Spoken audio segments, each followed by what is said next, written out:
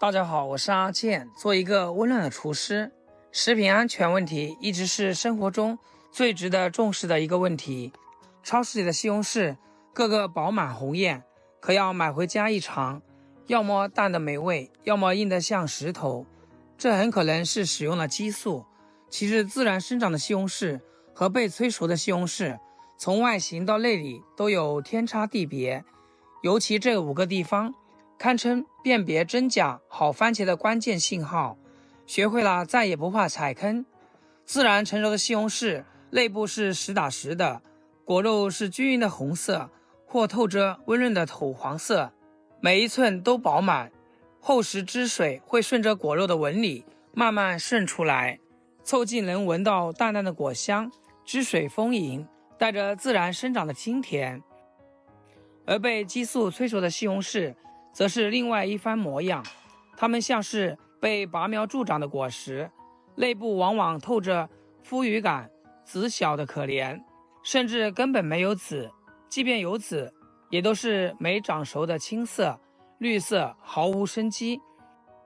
但是在購買的時候，老闆都不會讓我們當場切開檢查，總不能憑着運氣瞎買吧？不過別擔心，掌握這5個小技巧，不切開也能輕鬆辨別，幫你精準挑到自然的好西紅柿。第一，我們看外觀，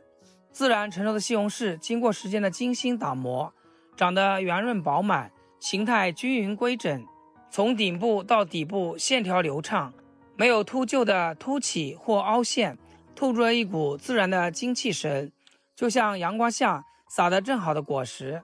每一處弧度都恰到好處。而被激素催熟的西紅柿，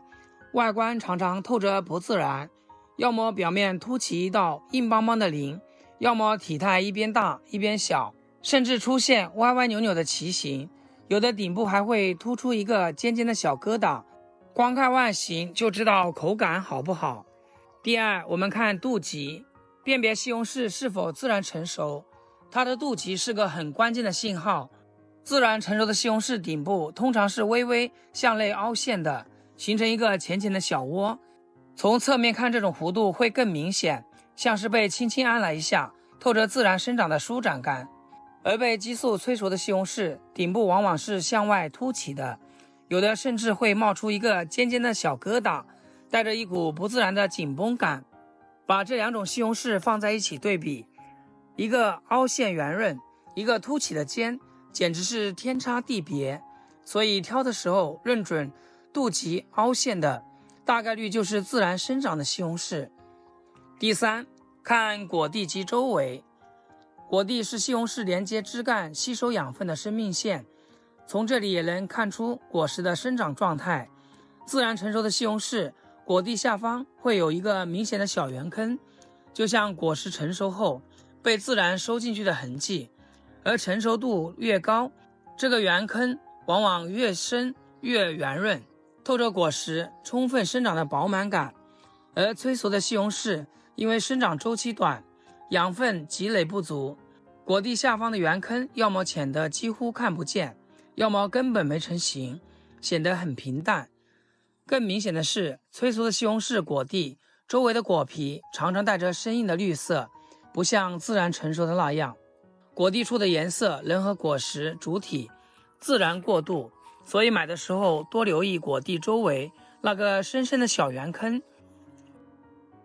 第四，看葉片數量，可能很少有人注意，西紅柿連帶着葉片數量也能反映出它的生長狀態。自然成熟的西紅柿從枝頭採摘時，通常會帶着幾片新鮮完整的葉片，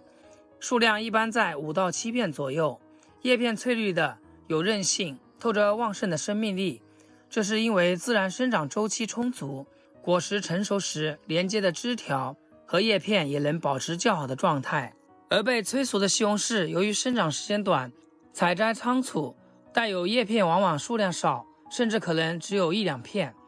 而且葉片容易發蔫發黃，甚至發現乾枯的跡象，這是因為果實還沒有完全養熟，葉片也沒能充分吸收養分，就被摘下來了。所以挑選時不妨留意一下西紅柿的葉片，葉片數量適中，大概率就是自然成熟的好果實。第五，看手感與彈性。挑選時，先把果實放在手心掂一掂。自然成熟的西紅柿，因為果實飽滿，汁水充足，拿到手裡會有種沉甸甸的扎實感，分量和大小很匹配。而被催熟的西紅柿往往虛有其表，看着個頭大，掂起來輕飄飄的，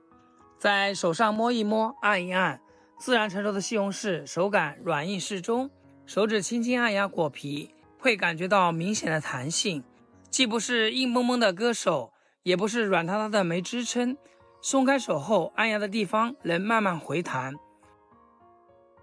而被催熟的西紅柿按壓時硬得像石頭，這是因為激素催熟，果肉還沒來得及自然軟化就被採摘，要麼就軟乎乎，按壓時毫無彈性，甚至局部會出現軟爛滲水的斑點，這是激素打亂了成熟的節奏。學會以上5招，挑西紅柿就不怕遇到激素催熟的，輕鬆選到自然好果實。以上就是關於西紅柿安全食用的小知識啦。覺得實用的話，別忘了點讚轉發給身邊的家人朋友，讓更多人吃到健康又放心的食材。好啦，今天視頻就簡單分享到這裡，咱們下期視頻見。視頻最後祝大家天天開心，8顆牙齒曬太陽。